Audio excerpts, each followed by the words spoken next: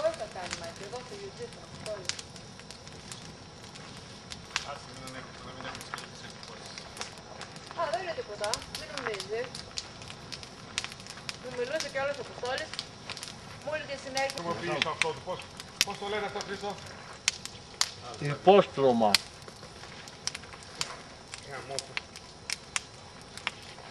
Να δεις στρώμα, υπόστρωμα. Αποστόλη. Αυτό λίγο. Τέρμα δεξιά του αντί σήμερα. Ναι, όχι τελευταία, την άλλη πιο ψηλή. Θα τη στέλνεις στην αριστερή.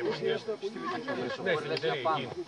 Αυτή φαίνεται από μακριά, φαίνεται το απότομο κόψιμο της γαμήλας. Από μακριά φαίνεται εκείνο το σημείο, δηλαδή από άλλο. Εκεί πέρα φαίνεται εκείνο το κόψιμο.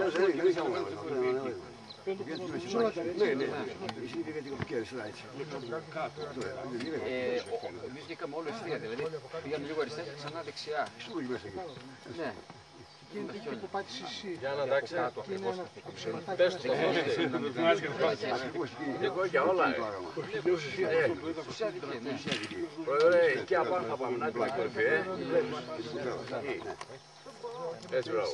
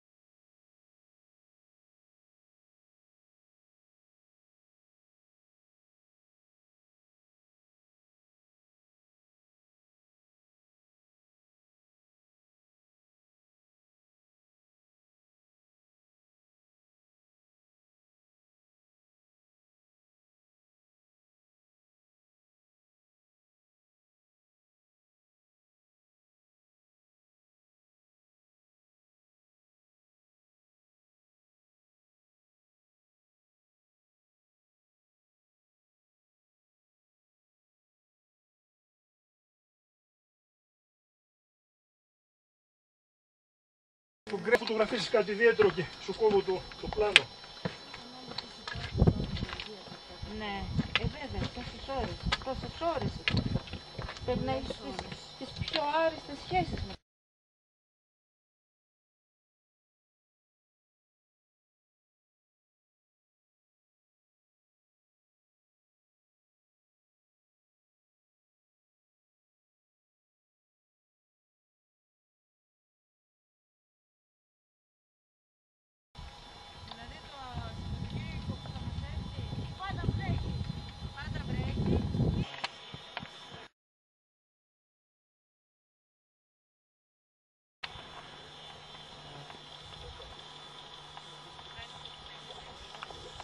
Είναι κρύο. Μετά από 2 χρόνια.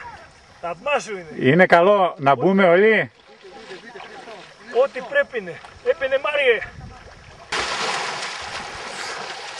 Οι βολιώτες οι τολμηροί. Σωστό. Μάτι. Εμείς το περιμέναμε πώς και πώς να βουτήξουμε εδώ μέσα.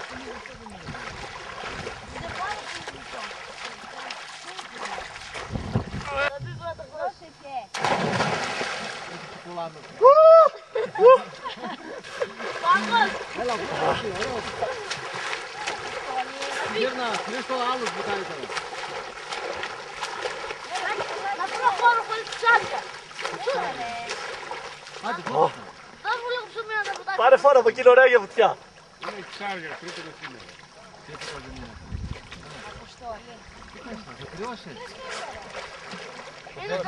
Είναι ζεστό.